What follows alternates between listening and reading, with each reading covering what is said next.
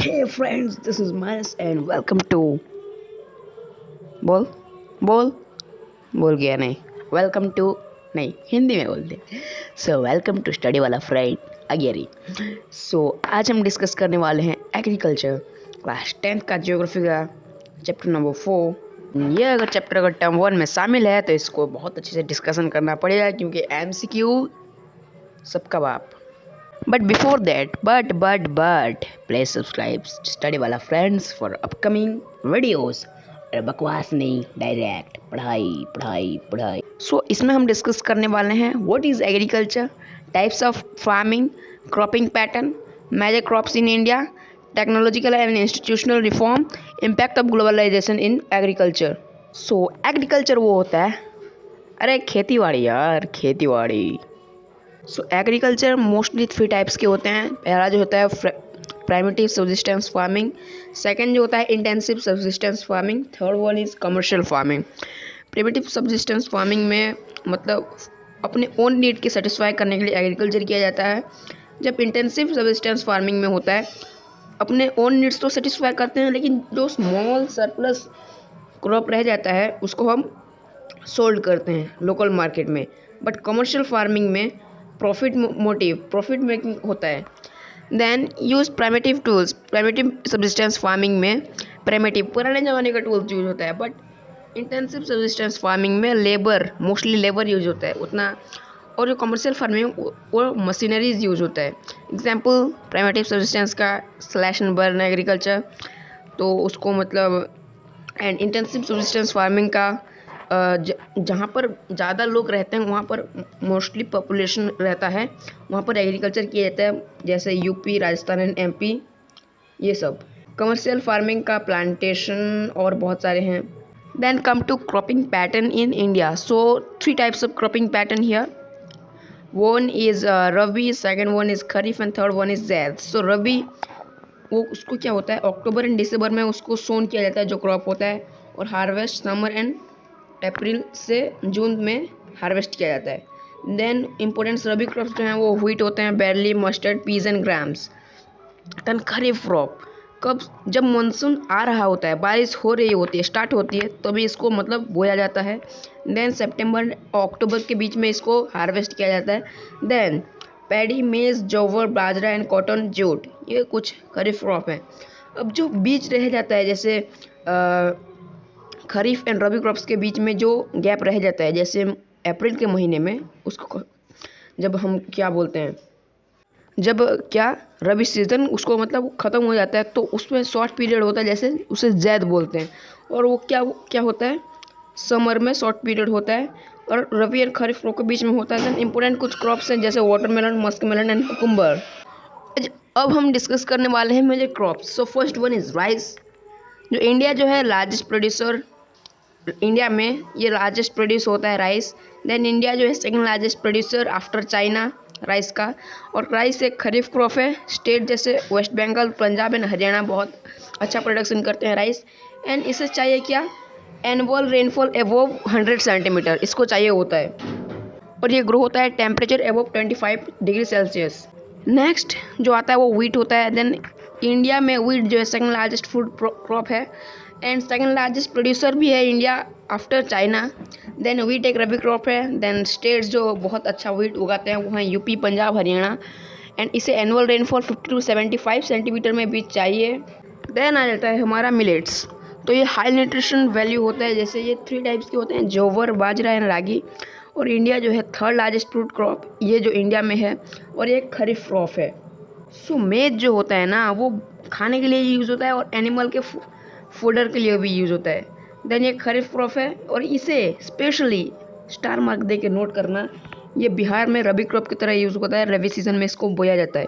Then states Karnataka, Madhya Pradesh, Uttar Pradesh, इसमें ज़्यादा production होता है मेज़ का। नेक्स्ट होता है पल्सेस। ये largest producer of and consumer जो है वो इंडिया ही है।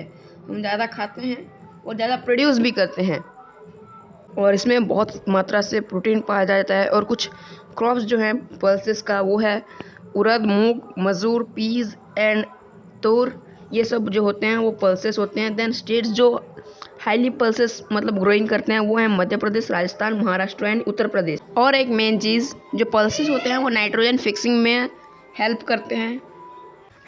Now came to food crops other than grains. जो हम खाते हैं उससे अलग होता है वो फूड क्रॉप्स ग्रेन्स से। सो फर्स्ट वन जो आता है वो शुगर केन होता है, जिसे ट्रॉपिकल एंड सब ट्रॉपिकल रीजन में भी हम ग्रो कर सकते हैं। और ये हॉट एंड ह्यूमिड क्लाइमेट में अबव 21 डिग्री सेल्सियस में और 27 डिग्री सेल्सियस के बीच में ग्रो हो सकता है। देन एनुअल रेनफॉल जो इसे चाहिए ग्रो करने के लिए वो है 75 centimetre to 100 centimetre. Irrigation require होता है, क्योंकि लो रेनफॉल जहाँ पर होता है वहाँ पर इरीगेशन रिक्वायर होगा ही। और एक चीज़, यहाँ पर इसको ग्रो करने के लिए मैनुअल लेबर्स जो होते हैं उनका यूज़ होता है। एंड इंडिया जो होता है ना वो second producer of sugar cane after Brazil. इसे किस जो चीज़ बनाने के लिए यूज़ होता है वो होता है जैगरी जो गुड़ होता है, खांसरी एंड मोलासेस, ये बहुत सारे, और शुगर भी बनाने के लिए यूज़ होता है। तो next come to oil seeds. Oil seed में जब बोले तो हम 2017 में इंडिया जो था वो second largest producer of groundnut after China में था। और रेपिसीड में अगर हम देखें तो इंडिया जो है थर्ड लार्जेस्ट प्रोड्यूसर है आफ्टर कनाडा एंड चाइना। जो इंडिया का टोटल एग्रीकल्चर होता है ना उसमें अप्रोक्सीमेटली 12% जो होता है वो only for growing for oil seeds. जो ऑयल सीड होते हैं वो मोस्टली मस्टर्ड, कोकोनट, सिसामन और तिल बोलते हैं जो, then soybean, castor seed, cotton seed, line seed and sunflower. Mostly जो होते हैं वो ईडेबल होते हैं, खाने पकाने के लिए यूज़ होते हैं। ग्राउंड नट जो होता है वो एक खरीफ क्रॉप है। और इंडिया में सपोज जो 12% का अगर हम 100% बनाए तो 50% ओनली ग्राउंड नट को प्रोडक्शन करने के में ही जाता है। गुजरात जो है largest producer of groundnut है, और उसको कौन कौन फॉलो करते हैं, राजस्थान, आंध्र प्रदेश। और line seed and mustard are rabi crops होते हैं। जो सीसामन होता है वो खरीफ क्रॉप होता है, और नॉर्थ में सिर्फ खरीफ क्रॉप होता है। रबी क्रॉप्स वो सीसामन जब रबी क्रॉप्स होता है वहाँ वो कौन सा रीजन होता है, साउथ रीजन होता है। कैस्टर सीड जो होता है both rabi crops and kharif crop में सीजन में बोया जाता है। जो टी था ना वो हमारे इंडिया में पहले ग्रो ही नहीं होता था, वो कहाँ से लाया गया, यमन से लाया गया। लेकिन आजकल इंडिया टी का बहुत बड़ा डिमांड है। इसे भी हम शुगर केन की तरह ट्रॉपिकल एज वेल एज सब ट्रॉपिकल रीजन में हम ग्रो कर सकते हैं। और जो मेजर टी प्रोड्यूसिंग स्टेट्स जो होते हैं वो आसाम होता है, और West Bengal, Tamil Nadu and Kerala. And India was the second largest producer of tea after China. अब कमेंट करो कि मैं क्या रंग बोला, तो मैं बता देता हूँ। मैं जानबूझ के रॉन्ग बोला कि दैट इज़ जो टी है वो यमन से लाया गया है। स्पेशली जो कॉफ़ी होता है वो यमन से लाया गया है, और उसका अरेबिका वैरायटी का बहुत डिमांड है। सो थोड़ा सा नॉलेज लगाना और इसको NCERT बुक के साथ पढ़ना ब्रो। और एक कॉफ़ी ग्रोइंग करने के लिए एक जगह है जिसका नाम है बाबा बुडन हिल्स, बहुत अच्छा होता है। और कौन कौन से स्टेट जहाँ पर कॉफ़ी ज़्यादा बोया जाता है वो है Karnataka, Kerala and Tamil Nadu. So next one is horticulture. अरे वेजिटेबल्स उगाना यार, फ्रूट्स एंड वेजिटेबल्स। तो इंडिया जो था second largest producer after China horticulture में है। And tropical as well as temperate fruits भी यहाँ पर ग्रो हो जाता है। मैंगोज जो है महाराष्ट्र में फेमस होते हैं, आंध्र प्रदेश एंड तेलंगाना में। देन ऑरेंजेस जो होती हैं ना वो नागपुर एंड चेरमपुंजी जो मेघालय में है। बनानास जो होते हैं केरला एंड मिजोरम में, महाराष्ट्र एंड तमिलनाडु में। लीची जो होता है एंड गुआवा जो होते हैं उत्तर प्रदेश एंड बिहार में। पाइनएप्पल जो होती है मेघालय एंड ग्रेप्स जो होती हैं Andhra Pradesh, Telangana and Maharashtra. Apple, peas और एप्रिकॉट्स जो होते हैं, वॉलनट्स जो होते हैं वो जम्मू कश्मीर में बहुत फेमस होते हैं, एंड हिमाचल प्रदेश में वी। So remember this. अब देखते हैं नॉन फूड क्रॉप्स। उसे हम ग्रो तो करते हैं वो क्रॉप्स को, लेकिन हम उसे खाते ही नहीं। जस्ट लाइक रबर, एक मतलब यहाँ पर इक्वेटोरियल रीजन में इसको ग्रो किया जाता है, और इसको रेनफॉल चाहिए मोर देन 200 सेंटीमीटर, इसलिए इक्वेटोरियल रीजन में इसको ग्रो किया जाता है। And temperature above 25 centimetre. और रबर कहाँ कहाँ पर ग्रो किया जाता है, Kerala, Tamil Nadu, Karnataka, Andaman and Nicobar island and Garo hills of Meghalaya में।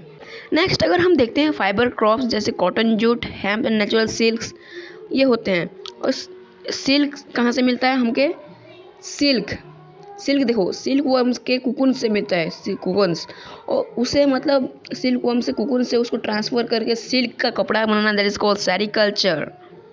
पता चल गया। देन कॉटन, मतलब कॉटन जो है वो इंडिया का ही है, ओरिजिन है इंडिया में। Cotton is one of the raw material, बहुत टेक्सटाइल इंडस्ट्री में बहुत बड़ा रॉ मटेरियल है कॉटन। एंड इंडिया जो है ना वो second largest producer after China है कॉटन में। और इसे ग्रो करने के लिए 210 फ्रॉस्ट फ्री, मतलब बिना मतलब क्या बर्फ़ गिरे हुए इसे डेज चाहिए, और इसको अच्छा रेनफॉल चाहिए, और 6 to 8 मंथ्स में ये मतलब अच्छे से ग्रो हो जाता है। देन कॉटन प्रोड्यूसिंग जो स्टेट्स हैं महाराष्ट्र, गुजरात, मध्य प्रदेश। नेक्स्ट बाबा जूट। जूट में इसको बोलते हैं हम गोल्डन फाइबर। पहले ऐसे प्लास्टिक नहीं थे, तो उसको मतलब क्या गोल्डन फाइबर के इसको देखा जाता था। उसको प्राइस भी बहुत ज़्यादा था, और वो वेल ड्रेन फर्टाइल सॉइल में बहुत अच्छे से ग्रो होते हैं, और प्लेन सॉइल में भी। Soil are renewed every year, उसको मतलब जो सॉइल होगा हर साल उसको रिन्यू करना पड़ता है जूट ग्रो करने के लिए।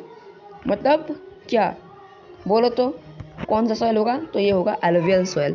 हाई टेम्परेचर इज रिक्वायर्ड, इसको हाई टेम्परेचर रिक्वायर होता है। West Bengal, Bihar, Assam and Orissa, Meghalaya are major producing states of jute.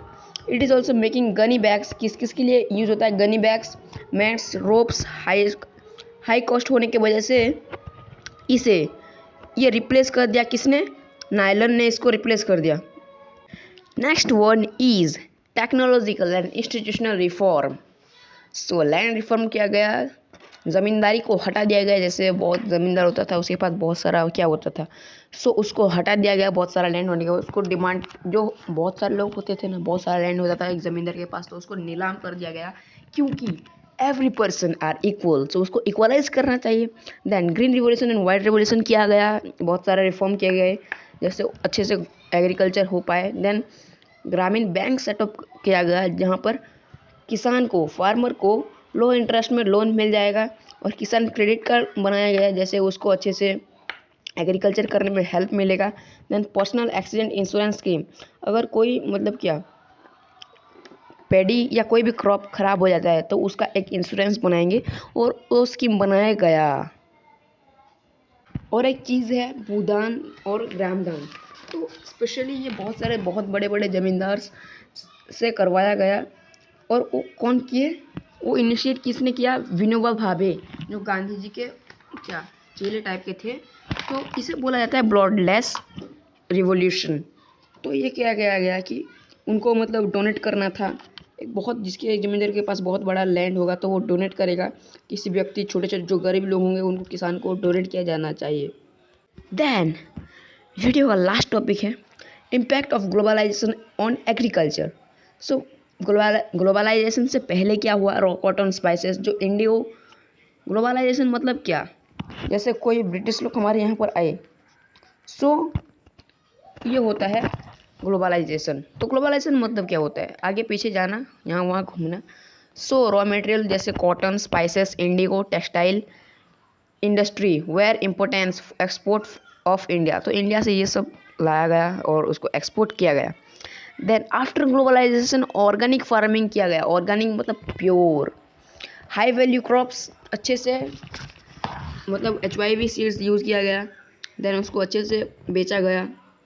PDS भी किया गया, जैसे पब्लिक डिस्ट्रीब्यूशन, जो क्या poverty line, below poverty line लोगों के लिए, उसको PDF पब्लिक डिस्ट्रीब्यूशन, और क्या बोलते हैं उसको, बोलो तो पब्लिक डिस्ट्रीब्यूशन सिस्टम बोलते हैं। So guys this is all about the chapter agriculture for term 1।